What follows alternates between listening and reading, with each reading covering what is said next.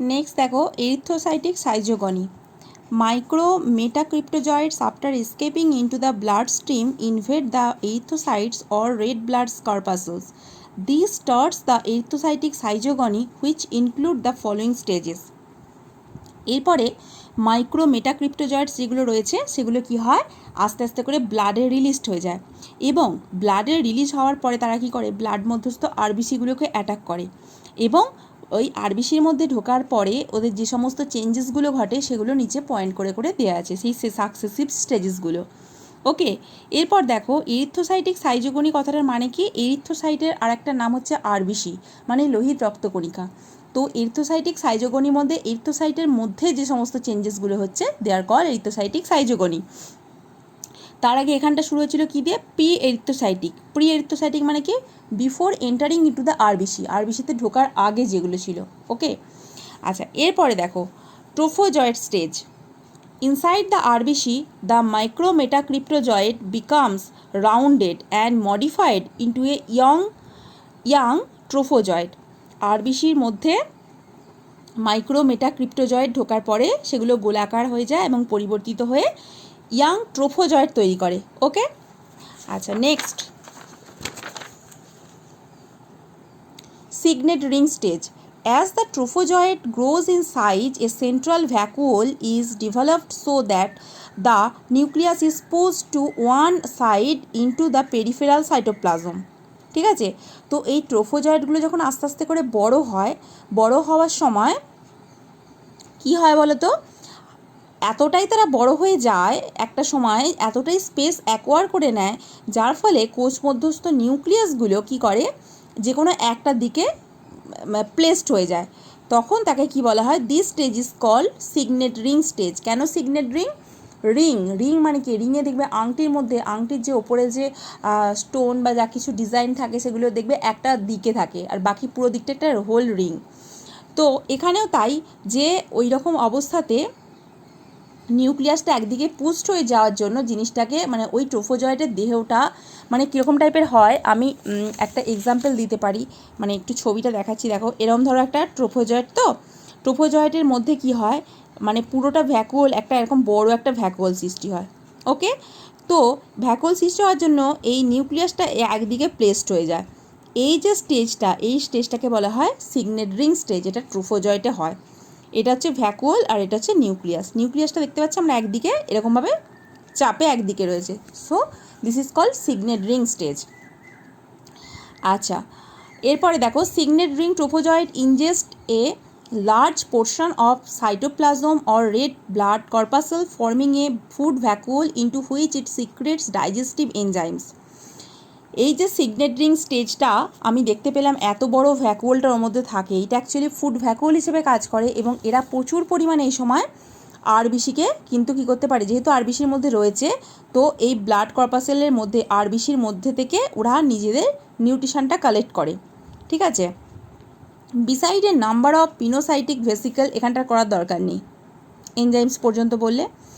এরপরে হচ্ছে দেখো the enzyme bring about the proteolysis of the blood haemoglobin. Haemoglobin কি একটা প্রোটিন, তাই তো, তো এই হিমোগ্লোবিন প্রোটিনটাকে যদি আমি ভাঙি, প্রোটিওলাইসিস করি, দেন কি তৈরি হবে, হিম প্লাস গ্লোবিন। গ্লোবিনটা হচ্ছে প্রোটিন পার্ট আর হিমটা হচ্ছে কি কালারিং পার্ট, তাই তো, আয়রন। তো এখানে ব্রেকডাউন করার পরে into protein component and haematin. Protein is used as food by the trophozoite, এই প্রোটিন পার্টটাকে ওরা খেয়ে নেয়। while the unused hematine forms the toxic malarial pigment called the hemojoin. This is very much important, এটা হচ্ছে haemozoin. ঠিক আছে, তাহলে ওরা হিম আর মানে ওরা ওদের দেহ থেকে কিছু এনজাইম সিক্রেট হয়, সেই এনজাইমের প্রভাবে হিম আর গ্লোবিন দুটো পার্টে ভেঙে যায়। গ্লোবিনটা ওরা প্রোটিন পার্টটাকে ওই ট্রোফোজয়েডগুলো খেয়ে নেয় আর হিম পার্টটা পড়ে থাকে যেটাকে বলা হয় হিমাটিন। ঠিক আছে, তো এই যে হিমাটিন পার্টটা রইল, সেই হিমাটিন পার্টটা কী হলো, হিমাটিন পার্টটা থাকার জন্য ওখানে কি একটা কালারিং, মানে হিমাটিন পার্টটা তো একটা কালার থাকে, তো এরকম কালারিং সাবস্টেন্সগুলো ওই সাইটোপ্লাজমের মধ্যে পড়ে থাকে, আমরা সেটাকে বলি হিমোজয়েন কণিকা সেটাকে বলি। ওকে, আচ্ছা এরপরে দেখো amoeboid stage. Meanwhile, the signet ring trophozoid develops into an active amoeboid trophozoid.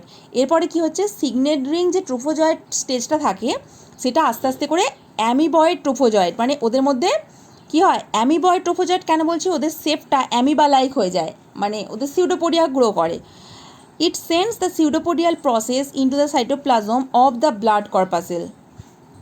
At this time small red eosinophilic granule appear in the cytoplasm of the host corpuscle which are known as Suffner's granule. তাহলে এই যে ট্রোফোজয়েডগুলোর মধ্যে অ্যামিবালাইক pseudopodia তৈরি হলো এবং এই সময় ওরা ওই সিউডোপোডিয়াগুলোকে বিস্তৃত করে রেখে দেয় এবং এই সময় আমরা দেখতে পাই যে স্মল রেড ইওসিনোফিলিক গ্রানিউল, মানে ওই সাইটোপ্লাজমের মধ্যে এক ধরনের ছোটো ছোটো ইওসিনোফিলিক গ্রানিউল, মানে হলদে হলদে টাইপের কিছু গ্র্যানিউলস অ্যাপিয়ার করে, তাদেরকে বলা হয় সুফনার গ্র্যানিউলস। ওকে, এরপর দেখো schizont. The amoeboid trophozoid after active feeding becomes rounded, grows in size and becomes সাইজন্স। এরপরে ট্রোফোজয়েডগুলো খাদ্য গ্রহণ করে আরও আকারে বড় ও গোলাকার হয়ে যায়, তখন তাদেরকে বলা হয় schizont. It now undergoes schizogony, schizont হওয়ার পরই সাইজোগনি, তার মানে কি তার মধ্যে অসংখ্য নিউক্লিয়ার আর সাইটোপ্লাজমিক ডিভিশন হয়, সাইজোগনি পদ্ধতিতে তারা সংখ্যা বৃদ্ধি ঘটায় আর কি। It nucleus divides to form 12 to 24 nuclei, তার মানে একটা নিউক্লিয়াস একবার ডিভাইড করলে কটা হয়, দুটো, এইভাবে রিপিটেডলি ডিভাইড করে 24 পর্যন্ত নিউক্লিয়াই তৈরি করতে পারে। এবং which get arranged at the periphery, মানে ওর প্রান্ত বরাবর নিউক্লিয়াসগুলো সজ্জিত থাকে, and cytoplasmic masses surround them. Each cytoplasmic mass with one nucleus becomes an oval shaped merozoite. তোমরা অ্যানিম্যাল সেল ডিভিশনের সময় দেখেছো, আগে নিউক্লিয়ার ডিভিশন হয়, that is karyokinesis, then cytokinesis, মানে সাইটোপ্লাজম ডিভিশন হয়। তো নিউক্লিয়াস ডিভিশনের পর তাকে যখনই সাইটোপ্লাজমগুলো পেঁচিয়ে যায় তখন সেটাকে কি বলা হয়, সাইটোকাইনেসিস। তো এইভাবে মেরোজয়েড তৈরি হলো। The hemozoin granule are gathered at the centre, hemozoin কণিকাগুলো যেগুলো আগেই বলা হয়েছে পুরো সেন্টারে জমা হয়ে গেল। With the rupture of RBC the merozoites are liberated, সবসময় ভেতরে যে ডিভিশনের ফলে যেগুলো তৈরি হচ্ছে অপত্যগুলো, সেগুলোকে বাইরে আসতে গেলে আলটিমেটলি কিন্তু রাপচারিংয়ের দরকার। ওকে, তো তারপর রাপচার করলো, রাপচার করার পরে ওগুলো আরবিসির মধ্যে মুক্ত হয়ে গেল। The merozoites are liberated into the blood plasma. This invade fresh corpuscle to repeat the erythrocytic cycle. আগের বারের মতোই এখানেও মনে রাখবে, আগে যেমন নতুন করে লিভার সেলকে অ্যাটাক করছিল, এখানেও নতুন করে কিন্তু এরিথ্রোসাইটকে অ্যাটাক করবে এবং নতুন করে একটা এরিথ্রোসাইটিক সাইকেল সূত্রপাত ঘটাবে। The ghost left behind after the merozoite escape are destroyed in the spleen. One, এখানটা বলার দরকার নেই, এখানটা পর্যন্ত বলে দেবে। ওকে, আচ্ছা, নেক্সট হচ্ছে post erythrocytic schizogony. Sometimes some merozoite produced in the erythrocytic schizogony reach the liver cell and undergoes schizogonic development in the liver cell. This is referred to as post erythrocytic schizogony. কোনো সময় বলে in rare, এটা দেখতে পাওয়া যায়, এইখান থেকে যেগুলো বেরোলো সেগুলো আবার নতুন করে আরবিসিকে মানে অ্যাটাক করার পরিবর্তে আবার কিন্তু নতুন কোনো লিভার সেলকে অ্যাটাক করে ফেলে, এটা কিন্তু একটা রিভার্স ঘটনা। তো এটাকে আমরা পোস্ট এরিথ্রোসাইটিক সাইজোগনি বলবো। ওকে, নেক্সট দেখো formation of gametocytes. When the impulse to multiply asexually by the zygogony is exhausted, the merozoites do not proceed ahead with erythrocytic cycle, but after entering the red blood corpuscle, increase in size and become rounded gametocytes. বলছে এইভাবে বারবার করে তোমাদের একটা মনে প্রশ্ন আসতে পারে যে এরা তো আসেক্সুয়াল রিপ্রোডাকশন করে সংখ্যা বৃদ্ধি ঘটালো, কিন্তু তাহলে আবার সেক্সুয়াল রিপ্রোডাকশন করার দরকার কী আছে? তা কিন্তু ব্যাপারটা অন্য জায়গায়।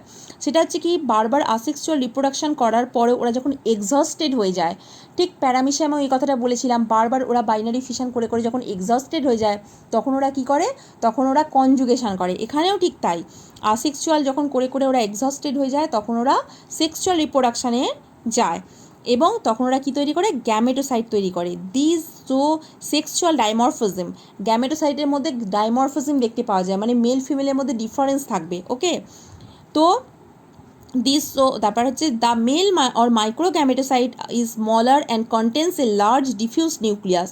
মাইক্রোগ্যামেটোসাইটটা কী হয়, ছোটো হয় এবং তার মধ্যে একটা বড় নিউক্লিয়াস থাকে।